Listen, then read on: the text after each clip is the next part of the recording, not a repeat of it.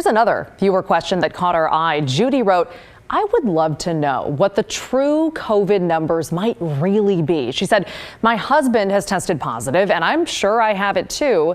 Neither of us has gone in. He tested at work. And then she added, so my question, how much higher might the numbers be given the shortage/demand for testing and people just isolating without reporting?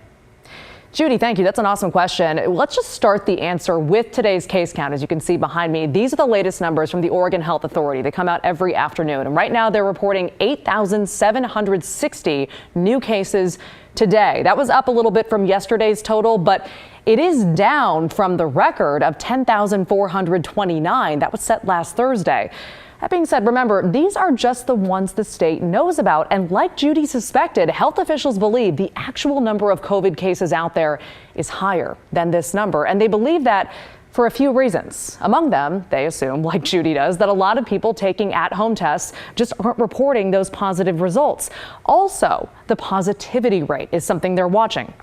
We'll actually use Clackamas counties as an example. A month ago, their test positivity rate was around 5%.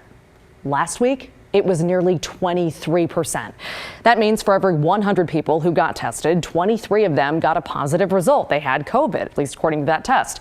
That's really high. Officials said they want that number, that rate, in like the low single digits. 23% positivity, which mirrors the state's rate right now, means officials are missing a lot of cases. And our own Ashley Korslund drilled down on that point.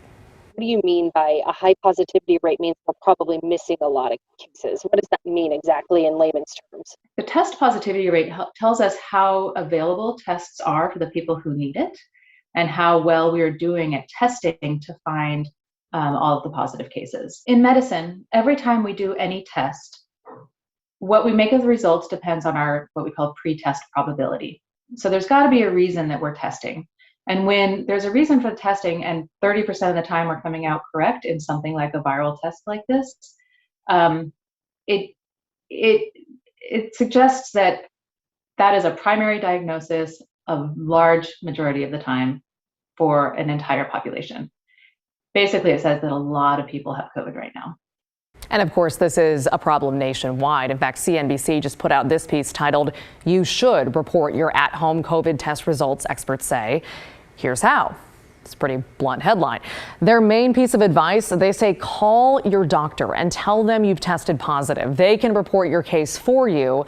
That being said, now in both states, you can do it yourself. If you live in Washington, you can also call that state's COVID-19 hotline. This is the number. It's 1-800-525-0127. It's open 7 days a week during business hours. So keep that in mind. And then in the meantime, just in the last couple of hours, Oregon announced its own hotline as well for reporting your positive test result. That number is here, 866-917-8881. Again, that's a brand new number. They just sent out a release about this. Oregon right now is not requiring people to report their test results, but they are highly recommending it. They want you to do it. So this will help, they hope, with the undercounting issue, but likely it won't completely close that gap.